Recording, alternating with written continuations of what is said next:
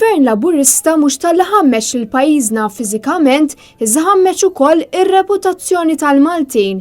Kien dan kliem il-kap tal-Partit Nazzjonalista Adrian Delija fid-diskors tiegħu waqt reċiviment li sar fil-gazin tal-Partit Nazzjonalista f'Taslima. Adrian Delija fakkar li Malta mhux tal-li ġiet l-ewwel fost il-pajjiżi Ewropew li għandhom l-ogħla persentaġġ ta' ħmiex fl-arja, iżda l-Gvern qed idawwar wiċċu u ma jagħtix każ il-problema li iktar ma jmur iktar qed tiżdied. U kompla jgħid li jekk kif l-iżvilupp bla rażan f'pajjiżna dejjem qed jiżdied, il-kwalità ta' ħajja f'pajjiżna qed teħżin bl-istess rata maġla. U dan mu qed wassal għal xejn li f'Mart fost diversi persuni. Sitwazzjoni oħra inkwetanti dik tal-kriminalità li minkejja li l-Gvern jgħid li rnexxielu jrażżana, ir-realtà turi mod ieħor hekk kif dan mhux minnu. Delija saħaq li dan kollu ma jistax jibqa' sejjer hekk u bekk hemm bżonn li jsir xi ħaġa biex il-Maltin u l-Awċin jgħixu moħħhom mistrieħ minflok jinkwetaw fuq is-sigurtà tagħhom. Bla dubju ta' xejn, wieħed ma jistax jinsa l-fatt li l-Gvern mu jagħmel xejn għall-poplu Malti għajra lih innifsu